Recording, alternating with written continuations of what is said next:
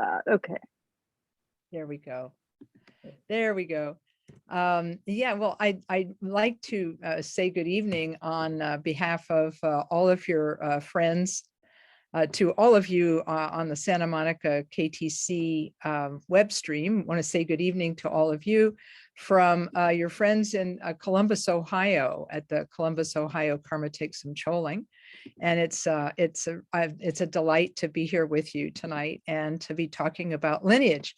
As you know, I wanted to give a series of talks here about lineage and the meaning of lineage, because I think, well, let me just tell a story. When I first started studying Buddhism, I didn't really know what kind of Buddhism to study. I had seen books on Zen by Alan Watts. Was it Alan Watts? Yeah. And it just didn't, Zen wasn't quite resonating with me. And I had read books by the American Hindu teacher, Ram Dass. And it was really reading one of those Ram Dass books that got me into the idea that lineage was important. So it's really interesting because Ram Dass, in his book, Grist for the Mill, which is a great book if anybody would like to kind of get an idea of what the Eastern religious movement in the 1970s was like, to read this book, Grist for the Mill, where he was trying to explain the importance of spiritual life to Americans. And in the chapter on lineage, he said that he confessed to the reader that he had invented his own religion. And he said, you know, I took a little from Hinduism, a little from Buddhism, a little from the New Age tradition, and I put them all together, he said, and I created my own religion. And he said, but really, now that I have done that, he said, I really don't recommend that to any of you who are reading this book. If you're reading this book and you're really interested in spiritual life, I recommend that you find a lineage of teaching and practice that is authentic. And he defined authentic as going back spiritual generations to the origin in a single enlightened being. He said, if the path you have chosen goes all the way back to an enlightened being who started it, he said, you can trust that teaching is going to help you achieve the same result. So he said, so my advice to you is to find an authentic lineage that goes back to an enlightened being, and that you then practice that lineage and take that lineage to its conclusion yourselves. And I was so excited about this. I remember the night I read it, I was sitting in a parking lot waiting for a city council meeting, because I had just gone to work for a newspaper in a small town in rural Ohio. And I said, yes, I would love an authentic spiritual lineage, but I live in rural Ohio. How is that possible? How could that possibly happen for me? And 2 weeks later, the yoga place where I studied yoga in this little rural town, which, by the way, the name of the place, it was called The Yoga Place. And it was an old freight terminal on the railroad tracks, so that when you would be trying to hold your poses in yoga, the building would shake when the trains would go by. It was a great place. So they had a sign on the wall that said, a teacher from the Kagyu lineage was going to come and speak there. And so I said, wow, I'm a newspaper reporter, I can interview him.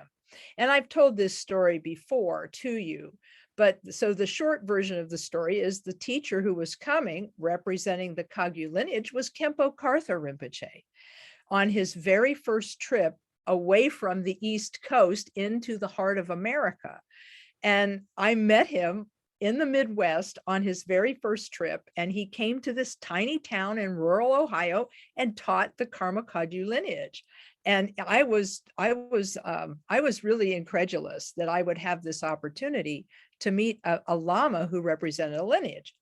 And so for me, I didn't quite know what a lineage was, but he tried to explain to us that the Karma Kagyu lineage had been around for 1,000 years, and that for 1,000 years, beings in this lineage had practiced something amazing called Mahamudra meditation. Maha, M-A-H-A, Mudra, M-U-D-R-A, Mahamudra meditation, and that this Mahamudra meditation had been handed down from one spiritual generation of enlightened beings to the next generation, and it was coming to us in Ohio.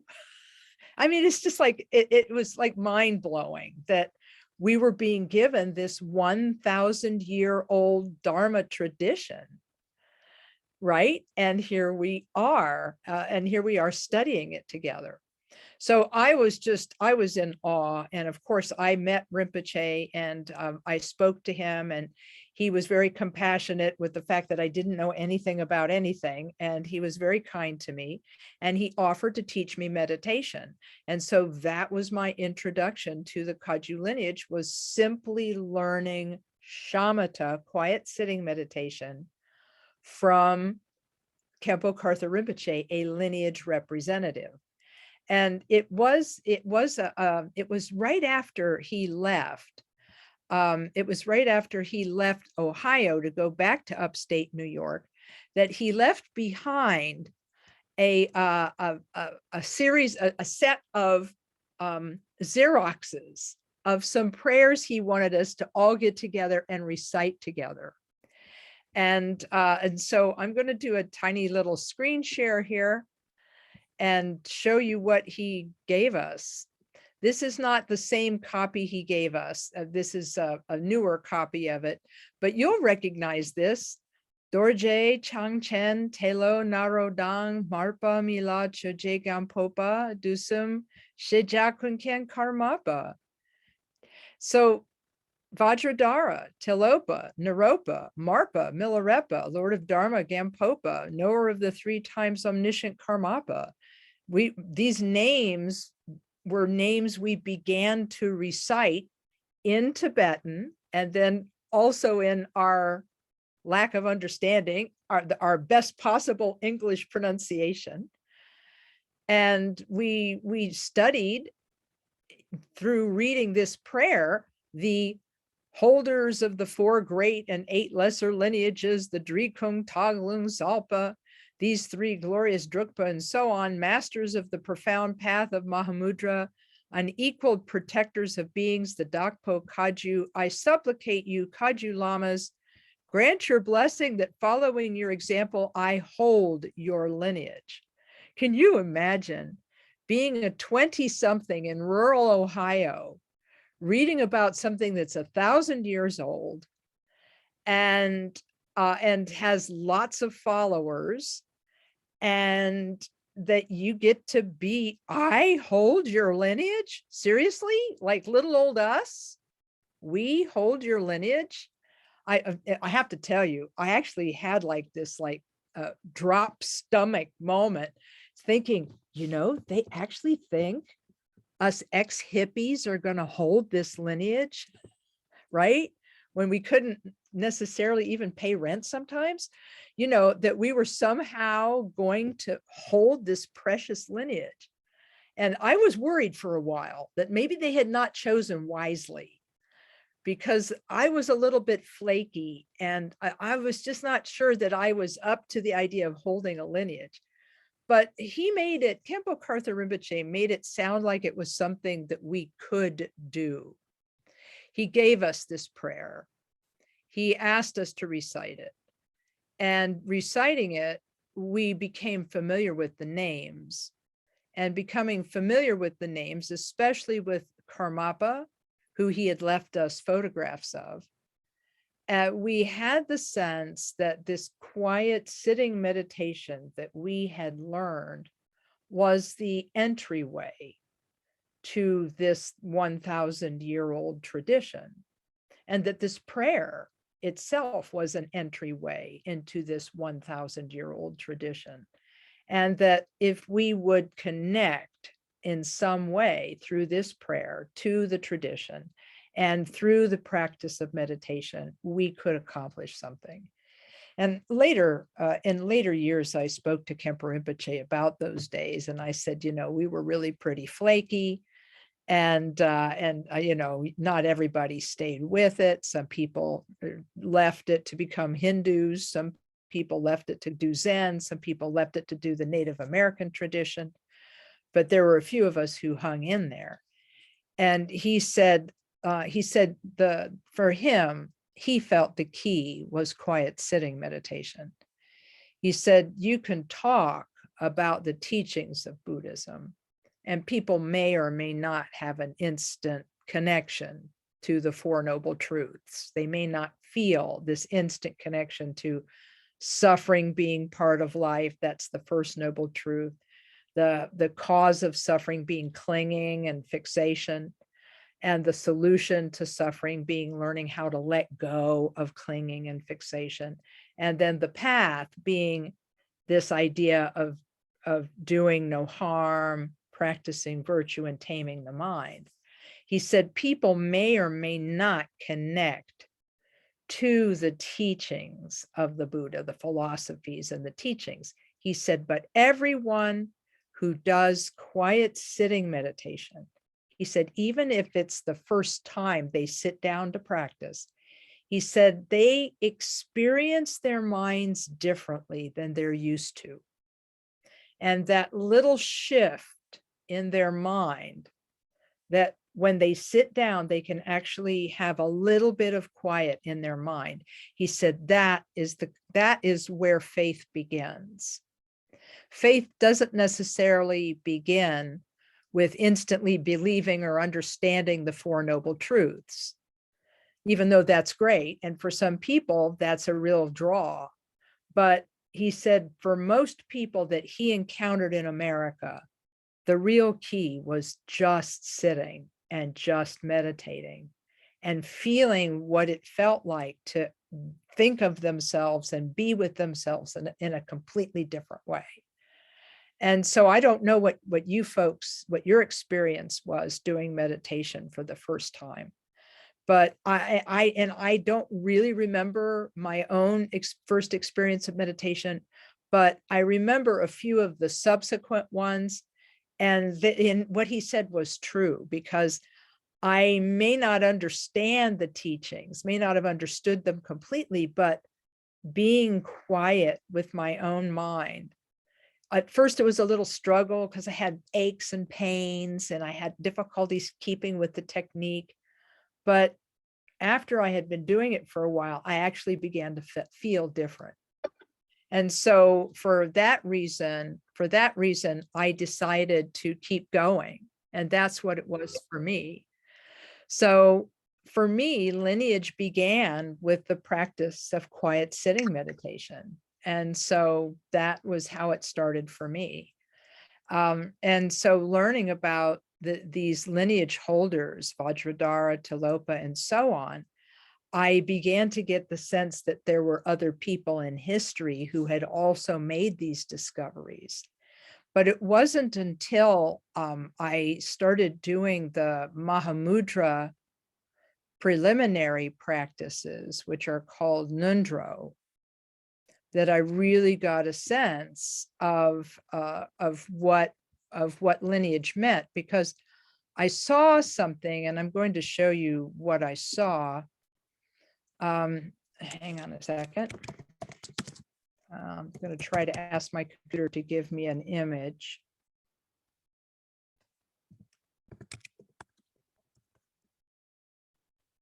Yeah, here we go. Yeah, there we go. I'm going to try to make this really big. I'm on a commercial website here, so you might not be able to see it exactly what I'm seeing, but yeah, here it is. It was when I saw this image of the Karma Kagyu lineage tree that goes back the 1,000 years. And it shows all of these masters. I'm going to see if I can make it bigger. Yeah. It shows them all. Here is Vajradhara at the very top, and Tilopa and Naropa, and then Marpa and Milarepa and Gampopa, the first Karmapa, and then these are all the 42 lineage holders of the Karma Kagyu tradition.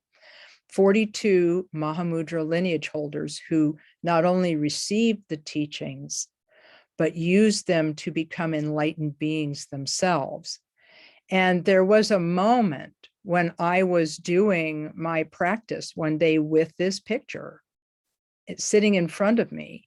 And I suddenly was struck by the fact that each of these painted images represented a real person. And the moment that I realized that each of these painted representations were not just like pretty pictures, but represented real human beings who themselves received teachings, who themselves practiced, some of them in caves, right? Some of them in mountain retreats, some of them in caves, some of them in monasteries, some of them on riverbanks, you know, and that they actually put in the work. They actually put in the work and achieved a state of liberation from samsara. They actually practiced those 4 noble truths, and they practiced meditation to the extent that their minds irrevocably changed and they became Buddhas. That kind of blew my mind, just recognizing that these all represented real people and that I was the next in line.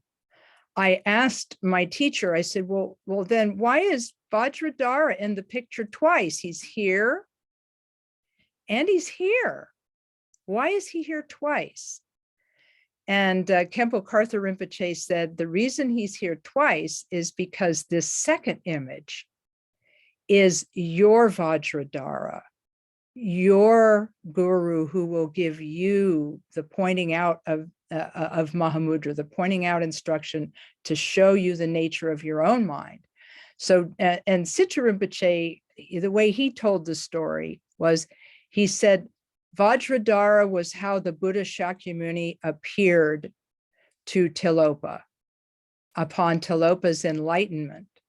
Tilopa had been a student of the sutras and had practiced sutra-based meditation. And he practiced shamatha, the quiet sitting, and vipassana, the insight meditation. And through his diligent practice, he achieved awakening.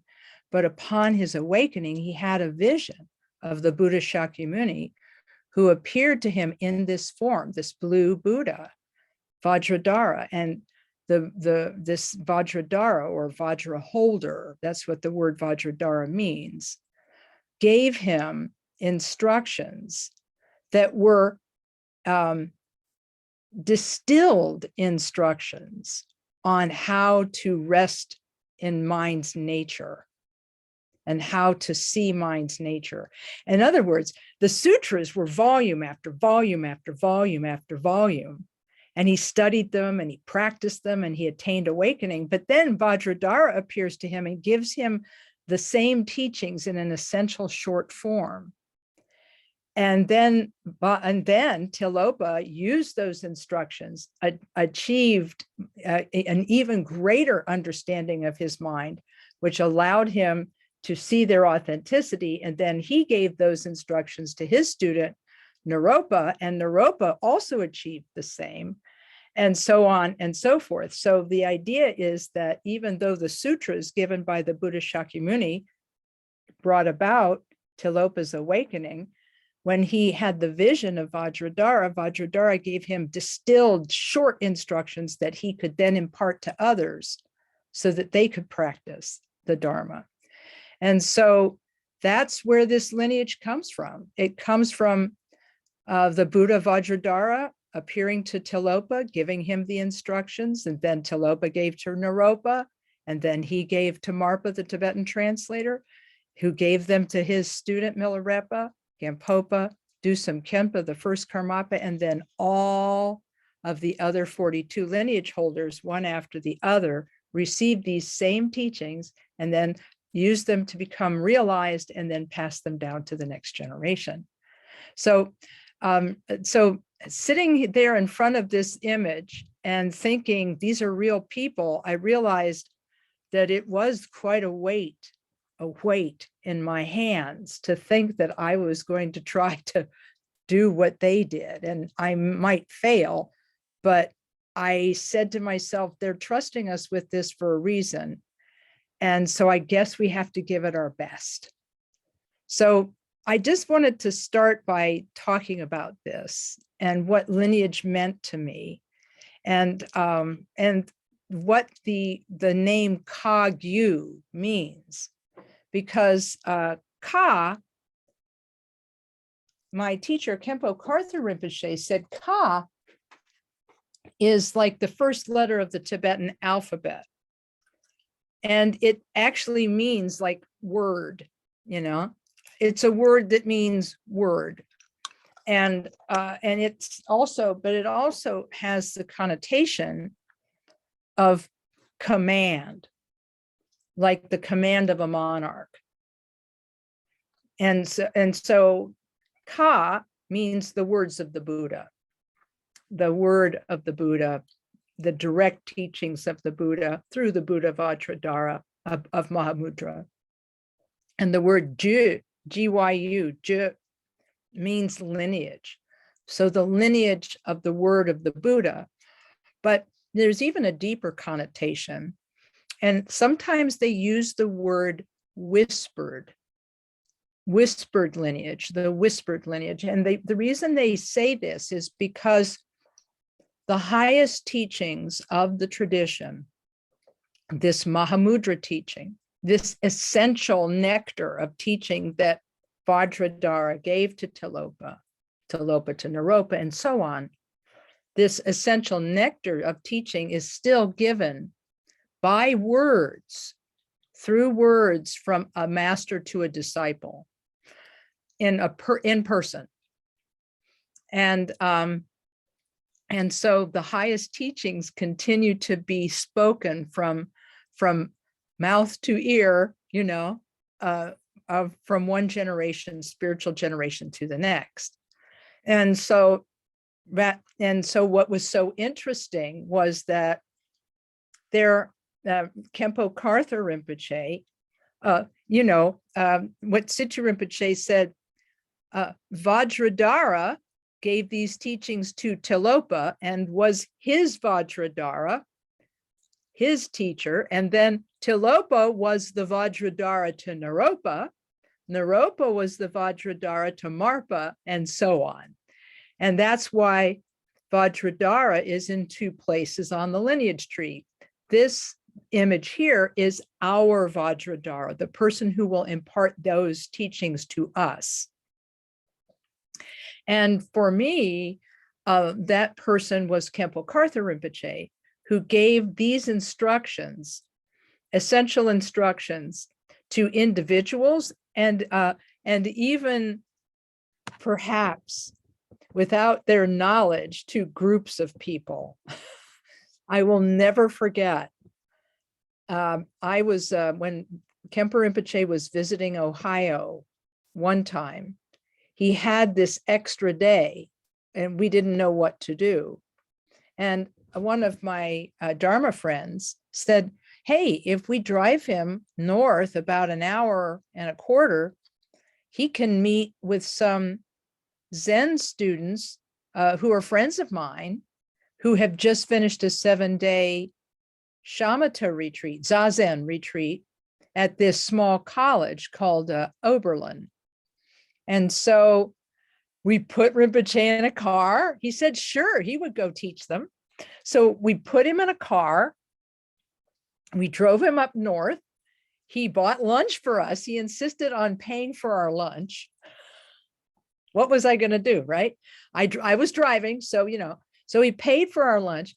And then we got to sit in when he met these like, oh, I don't know, these maybe 7 or 8 young men and women, college age, who had just done a 7-day Zazen retreat, just quiet meditation for 7 days.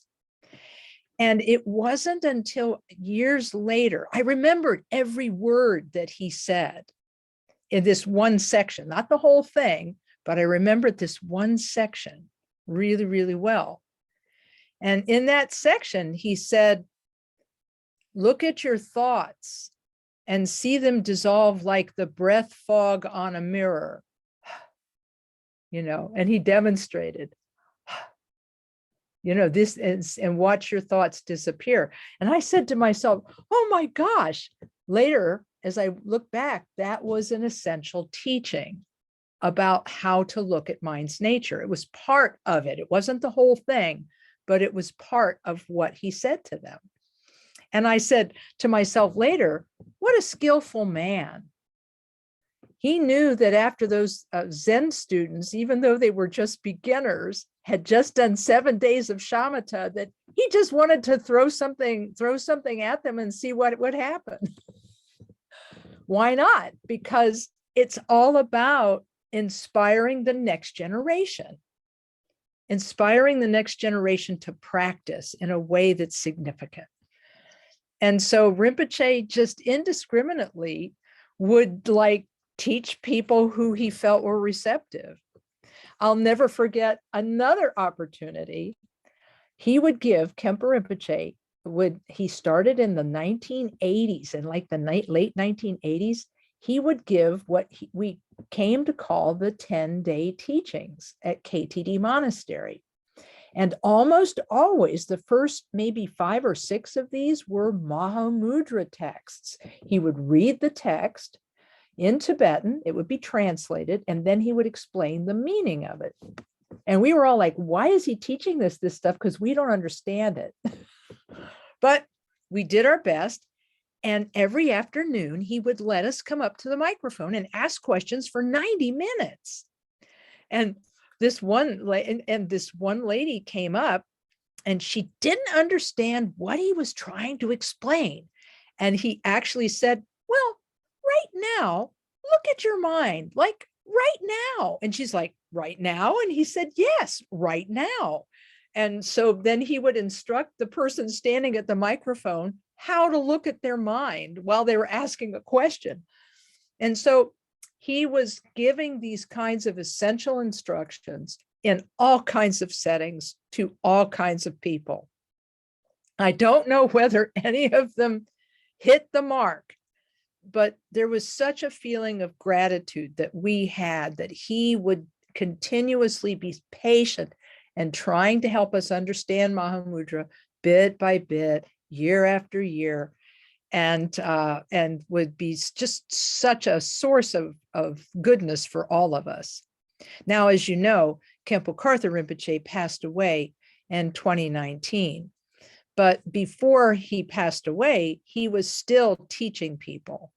And I feel in a way that through all of his disciples, even people who just met him once, he imparted some teaching that was important for them.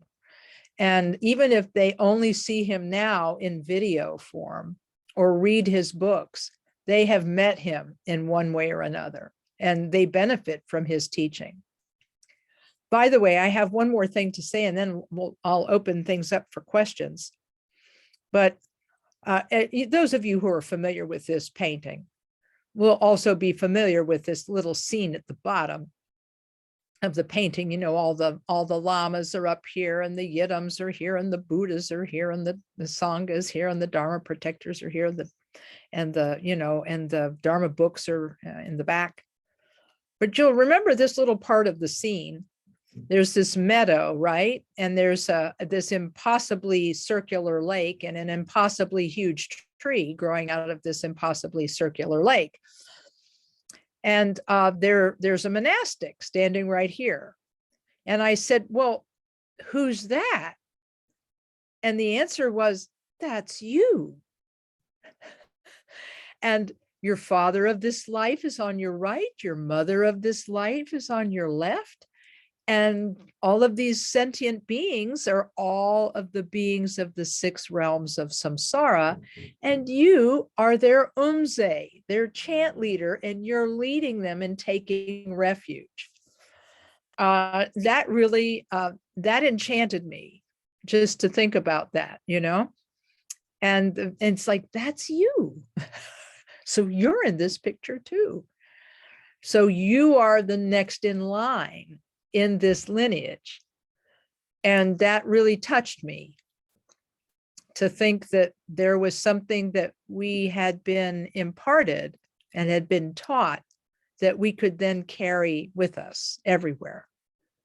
So I just realized I've been chatting and chatting, but I should probably see if you guys have some thoughts or some questions, and you can ask them in chat, or you can type them into chat, or you can unmute your microphone or put your hand up, and then I'll, because there's only one page of you, and I can, anybody have a question? That was a lot. Hey, Lamo. Sorry, I wasn't able to text with you while I was talking. But thanks for saying hi.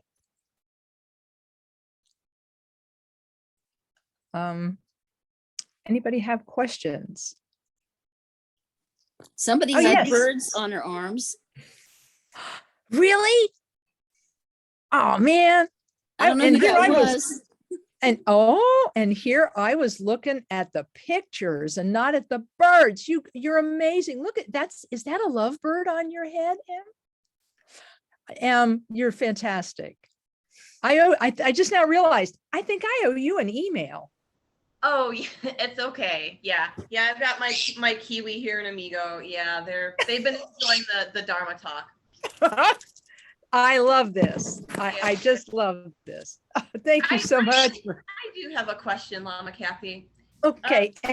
Yes, Emily, and then after you, Wendy. For the as a new practitioner, the Mahamudra lineage prayer that you shared, can anybody recite that? Can I make that a part of my sadhana each day? I'll tell you what, like anything else, it's great if you can get the reading transmission for it. But if you can't, I mean, like, where do we have lamas who can give these to us right now? So this particular one is recited every day at our home monastery at KTD before they recite the Chenrezig sadhana. And so I see no reason why you couldn't read it, especially if you would read it in English to learn the meaning first and read it over and over again in English. And then eventually you can slowly learn how to recite it in Tibetan too. So yeah, I think it's a great prayer to add because there's a little teaching in it too. Have I taught on this prayer with you folks before? Did I give you a teaching on this already once, folks in Santa Monica? Can you remember? What's that, Jody? Probably. I don't remember. I've gotten so many teachings on this prayer and this. I don't remember if it was here at my house sometime. I'm pretty sure we did it in your backyard, right? Yeah, that's what I think we did. Well, yes. So Emily, if you can't like get copies of the old teachings or whatever, as you read the prayer, you'll be slowly learning a little bit, because what's so great about these prayers is that they were written by enlightened beings who used the prayers to summarize their understanding of Dharma. And then we get the benefit of their understanding and by reading them. So I would read them in English first. Okay. And then once you feel you've kind of like got the understanding of the meaning, then you can we can start working on the other thing. And do write me again, because I think what happened is I got sidetracked. I have about, a lot of folks on my list, and I haven't, so. I understand. I'll write you again. Thank you. Okay. Yeah, and thank you for sharing your bird friends. I have to say, I love birds. I do. So thank you for that. You're welcome, of course. And if you need a copy, I'll see if I can attach one somehow. Oh, that would be great. Yeah. Okay. Yeah. We'll see if we can't figure that out. Thank you. Wendy, you're next. Okay, so Lama Kathy, I was wondering just about birds also. 16th Karmapa loved birds too, right? Wasn't the 16th Karmapa a big bird lover? Yes, the 16th Karmapa was there's stories told about the 16th Karmapa being able to teach birds how to meditate. And that he was actually very skilled at teaching birds how to meditate. Also, the third Karmapa is well known as also having been a teacher of meditation to birds.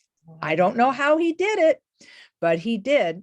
And it's a very interesting story. Those of you who have ever heard a gong played at a Buddhist center, a Kagyu Buddhist center, know that the way that the bell is played or the gong is played, I'm going to pretend one here. You start with a tapping on the edge. Before you start playing the gong, you start tapping on the edge. Da, da, da, da, da, da, da, da. The third Karmapa introduced that little tapping.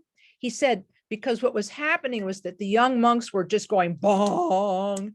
And it was he said, you're upsetting my birds. My birds are trying to meditate and you're upsetting them with this loud noise. Could you at least give them a little tap to let them know it's coming? And that is why today, because of the third Karmapa's ability to teach birds to meditate, that's why we have the gong that sounds like that. Great story.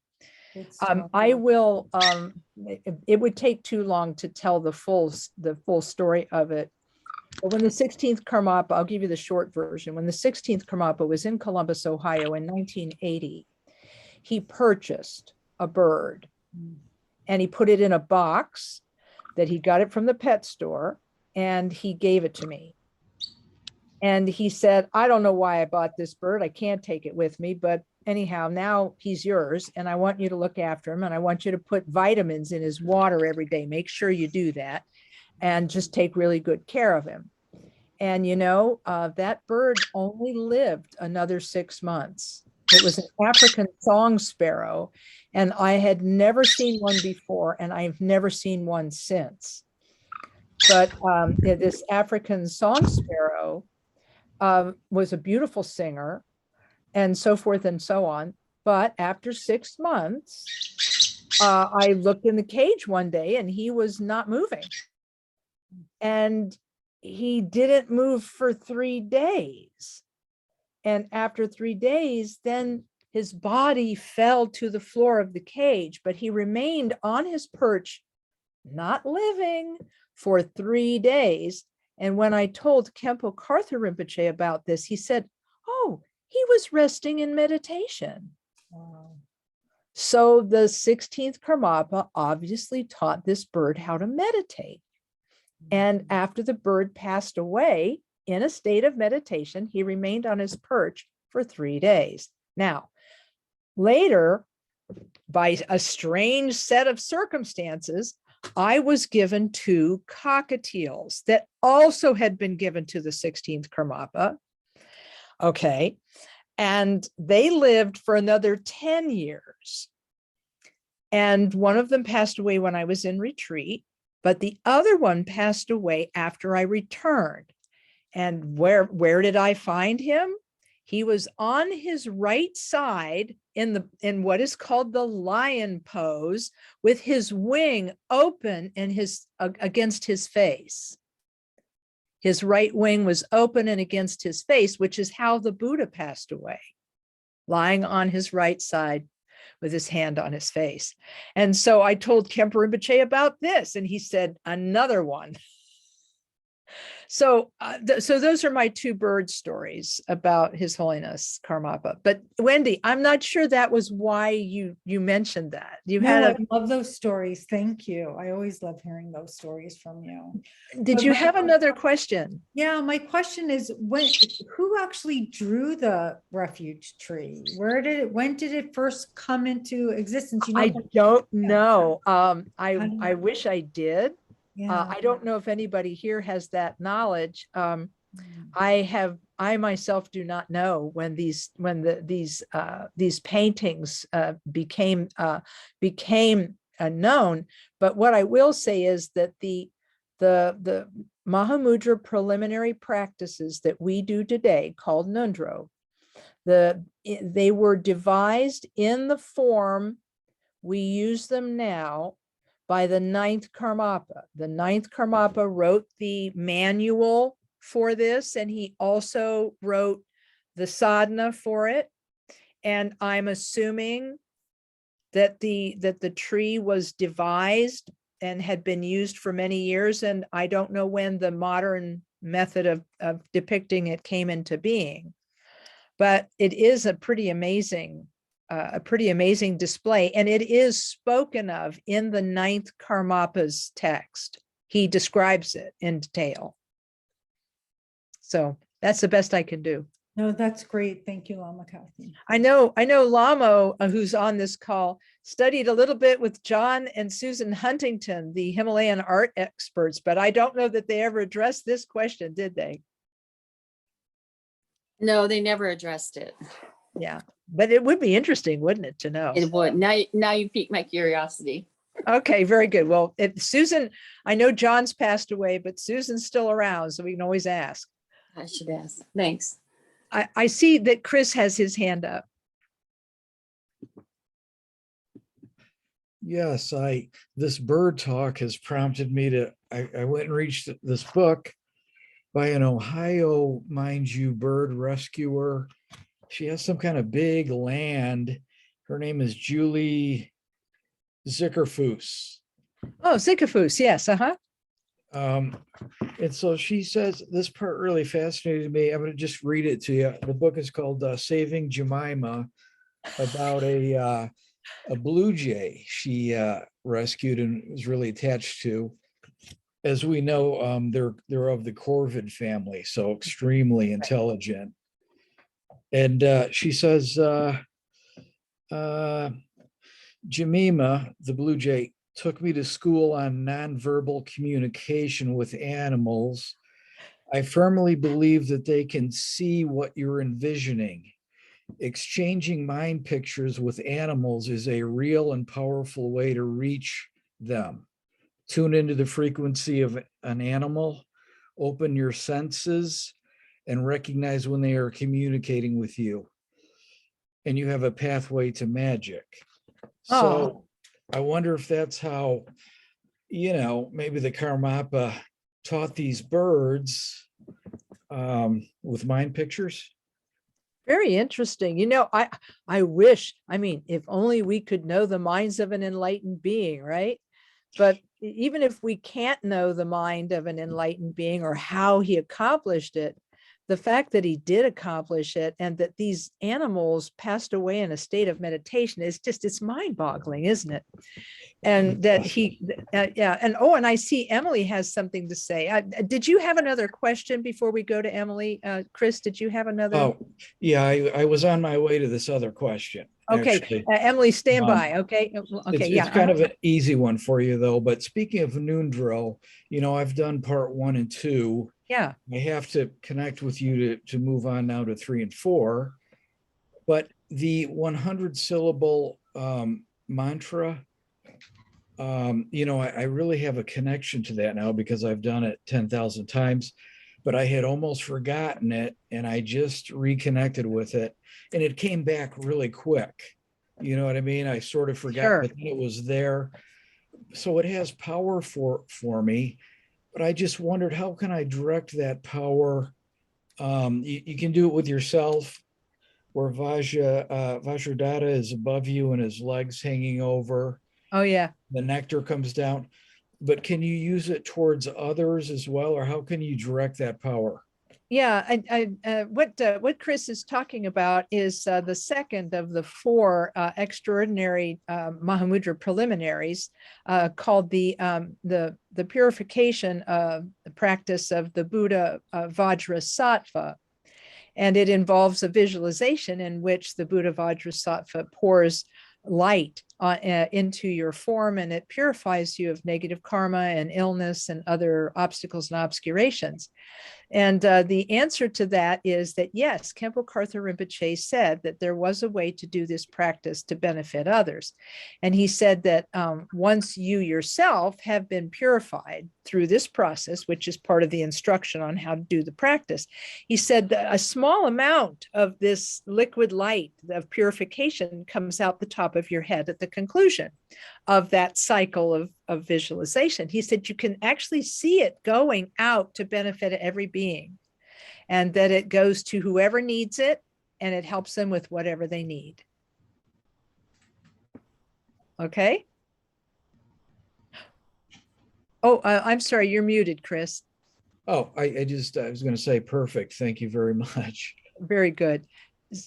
So if it's okay, Emily, what did you have to add to that? Oh, yeah, I just wanted to say thank you, Chris, for bringing that up about the, it's an interesting idea that maybe the 16th Karmapa could see kind of what the bird's thought forms and things, because I do know that there's Oh, I'm sorry, you got muted by accident. my bird muted me on accident. Ah! They're saying, Mom, enough of your chirping, Mom. No, but birds have exceptional vision, and there are some people that theorize that they can see like auras and energy to a degree. And, you know, as humans, we don't know what they can see or how, and, you know, and maybe the 16th Karmapa was really tuned into that communication. Yeah. Very interesting. Oh, wow. That is it. You know, hey, I tell you what, Khenpo Karthar Rinpoche in his book, Dharma Paths, he in the chapter where he's talking about the 6 perfect virtues, the last of the 6 perfect virtues is wisdom, and, you know, and so forth. And he said, you know, wisdom is different from knowledge. He said, knowledge, he said, there's no end to knowledge. You can learn all kinds of things. He said, but wisdom, that's special, you know. But it is, you know, based on what you're saying, Chris, and what you're saying, Emily, you know, there are lots of things we can know, you know, like how he did that, or how this happens, or what, or isn't it interesting that they can see these things, that birds can see things we can't see. I love it. And my hope is that when we become Buddhas, we can actually use these methods to help them too, you know. So but then of course, you know, we have to get enlightened first. Ah, darn it. Yeah. I'm feeling a little bit of time pressure because we're at 10:30, but I think I'm going to entertain one more question if there's one more out there, and then I'm going to sit and meditate with you for a minute, because I said I would and I just didn't get around to it. One more question out there? Is that a question, or are you scratching your back there, Jody? Not a question. Okay. God love you.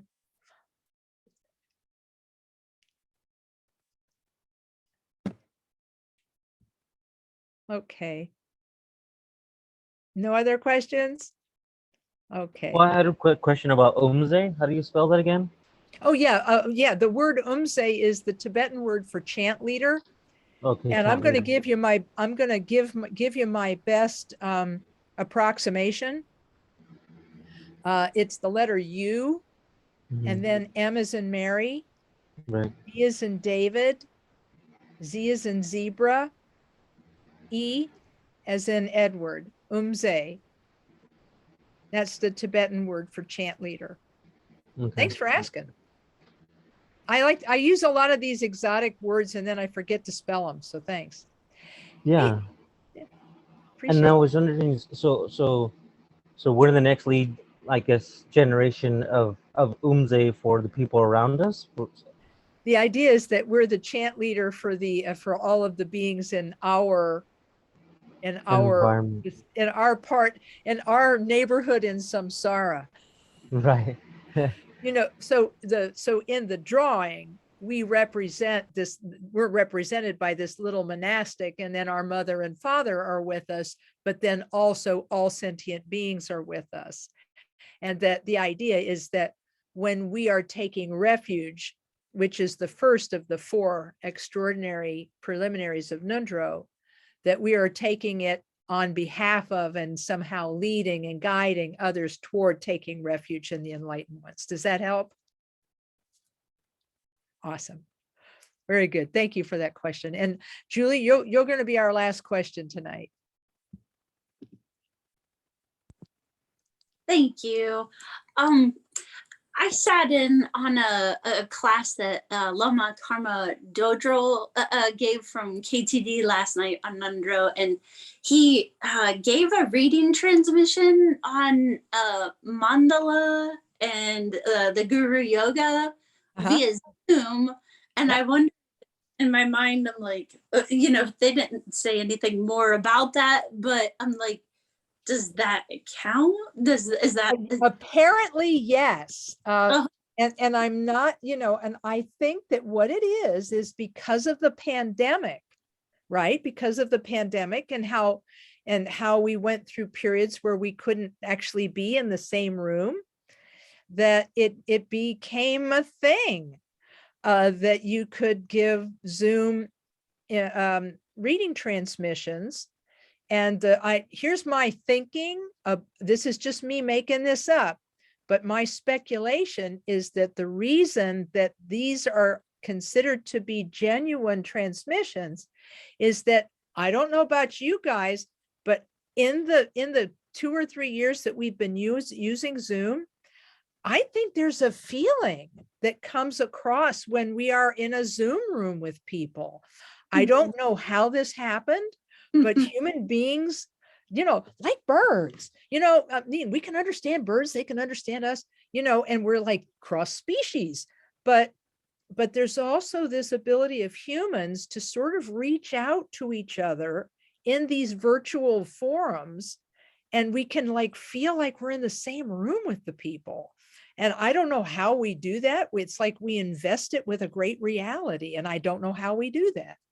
But that's what I feel. That's just my speculation as to why they might be allowing it now. But it's kind of cool. Yes, Lama. I wanted to answer your question about lineage trees. And by the way, this is like the funnest class I've ever been in. So thank you, everyone. This is marvelous. This is how the Dharma should be.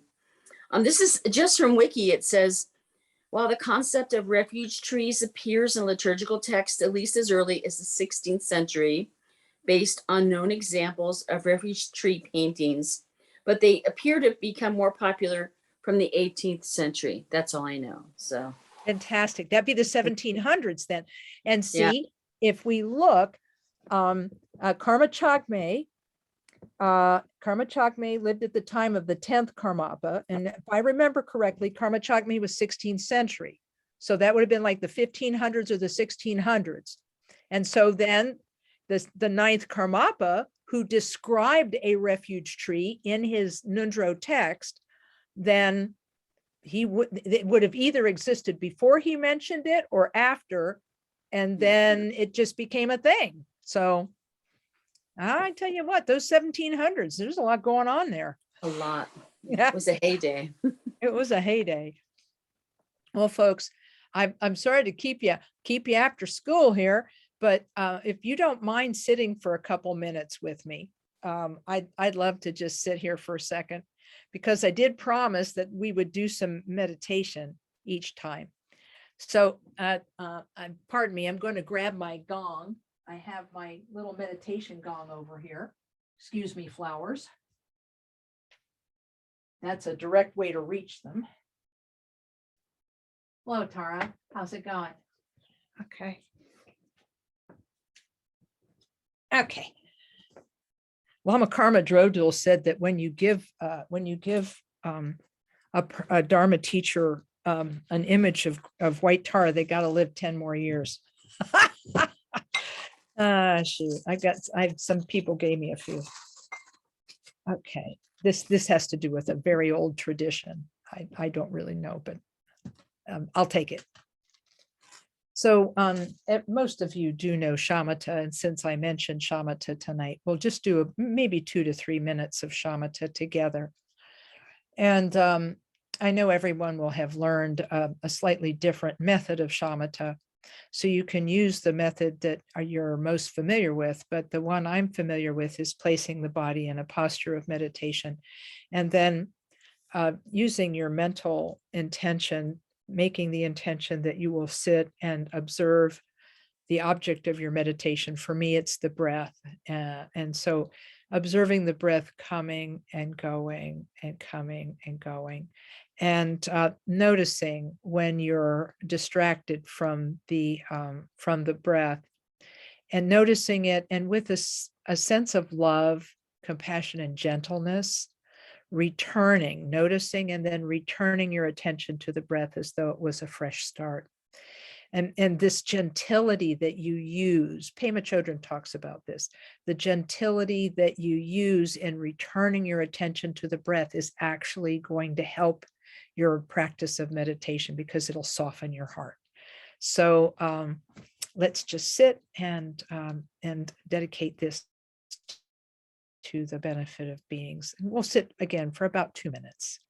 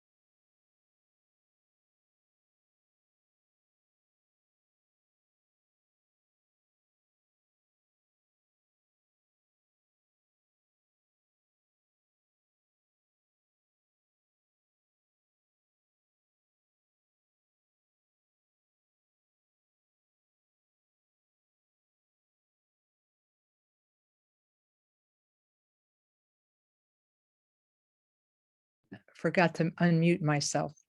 Thanks very much for joining us this evening. And I want to thank again the members and friends of Santa Monica Karma Thegsum Chöling. Thanks for opening this space for us tonight and welcoming us from all over the country, because I think there's literally somebody from every time zone here. So I want to thank you again for coming.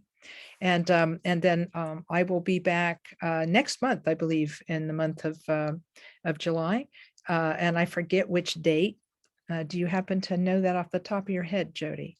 I do not, Lama K. I'm sorry. No worries. I believe it's the 3rd week in July. I think you're Okay. back. Oh, you know what? I bet you're right, because I think I actually do have it here. It is, here's what it is. I've got the 14th of July. Okay, perfect. Yeah. Okay, July 14th. So I'll be back. And then in the meantime, you'll have Lama Karma and Lama Adam will be, Yes.